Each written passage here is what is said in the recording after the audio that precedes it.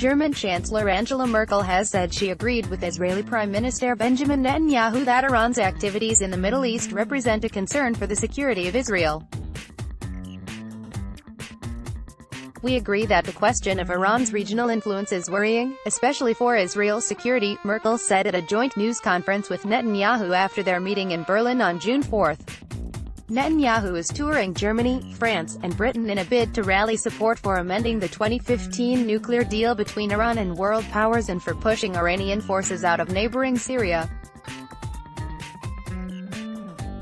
Netanyahu is also set to meet with French and British leaders during his 4-day tour. Netanyahu told a cabinet meeting on June 3 that he will also insist on a basic principle: Israel retains and will continue to retain freedom of action against the establishment of an Iranian military presence anywhere in Syria. Also on June 4, the International Atomic Energy Agency's (IAEA) Board of Governors kicked. At the start of the meeting, IAEA Director General Yukiya Amano called on Iran to ensure timely and proactive cooperation, with inspections mandated under the 2015 deal. Amano also said the IAEA had access to all sites in Iran that it needed to visit and that Iran was implementing its nuclear-related commitments. President Donald Trump on May 8 announced that the United States would abandon the agreement and reimpose sanctions lifted as part of it, claiming that Iran had violated the spirit of the accord by financing militant violence in the Middle East and by continuing to test ballistic missiles. Israel supported Trump's move, arguing that the lifting of sanctions under the nuclear agreement in exchange for curbs on Tehran's nuclear activities allowed Iran to expand its presence in the Middle East, both through its own forces and through proxy groups such as Lebanon's Hezbollah militia. It also hopes that the U.S.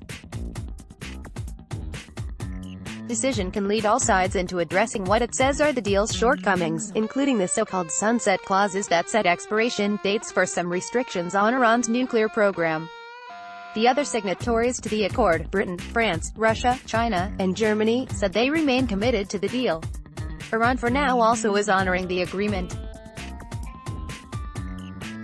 Iran's supreme leader warned on June 4 that his country would fiercely respond if attacked by enemies, saying that the country's ballistic missile program was essential for defensive purposes. Tehran will attack 10 times more if attacked by enemies. The enemies don't want an independent Iran in the region.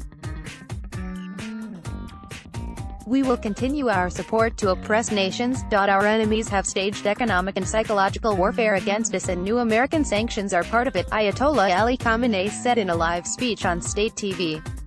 In Syria, Iranian military advisors and allied militia have been providing critical support for President Bashar al-Assad throughout his 7-year civil war against Sunni rebels.